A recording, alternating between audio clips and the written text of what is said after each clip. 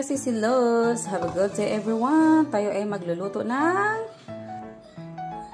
pampano fish stick naman ang gagawin natin. Kasi para maiba naman, o diba? Maiba naman yung baon ng ating anakits, o diba? So ngayon start tayo magluto. So ngayon, i-half cook ko muna itong aking sibuyas.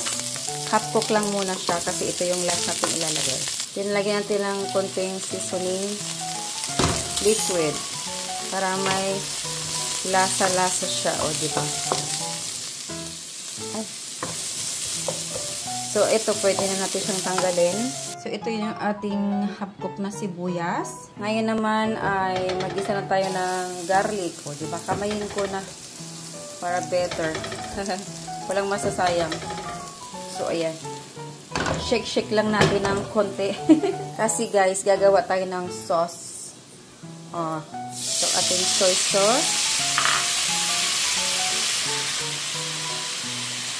Ito yung ating oyster sauce. Ayan. Diba? Sauce ang ating gagawin guys. Kasi nga luto na yung ating isda. Naka-preto na siya.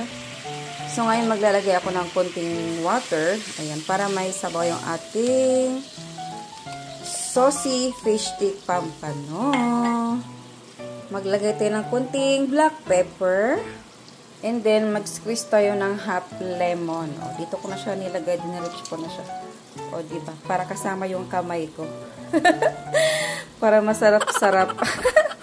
Maglagay tayo ng konting cornstarch, guys. Pang palapot. Ako kasi naglalagay ako ng konting cornstarch para malapot siya. Pang palapot ng konti. And then, ayan, ito. Palaputin lang ng konti bago natin ilagay yung ating isda. So, ayan. Hayaan lang natin siyang lumapit ng konti lang. Mga konting minuto lang siya, guys. So, ayan, guys. Pwede na yung ating sauce, no? Medyo malapot na siya ngayon. Ilagay na natin yung ating isda na pampano. Fried pampano. Kasi ito yung lunch ni Ate Maika ngayon sa school. Kasi kahapon, chicken siya. Ngayon, isda naman. Diba? Buhay natin everyday, guys. Hindi na ako magpakita sa camera kasi nga, bagong gising ako. So, ayan. Nailagay na natin yung ating isda. Diba? So, ngayon, ilagay ko yung aking red bell pepper. Kasi naglalagay talaga ako ng red bell pepper sa aking fish stick. So, ayan ang aking red bell pepper. Ayan. Kasama aking kuko. Charot lang. Kamay na natin. Diba? Ayan.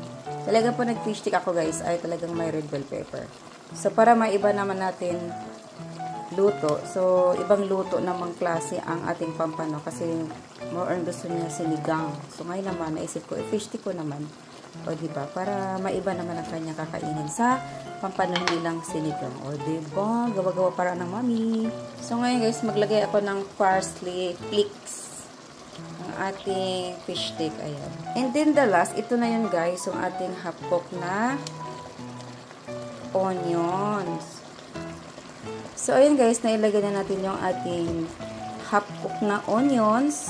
And then, okay na, luto na siya guys. And okay na rin yung lasa niya. Diba?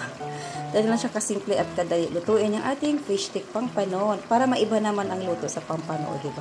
So, yun lang guys. Thank you so much for watching. Bye-bye. See you to my next vlog. Bye!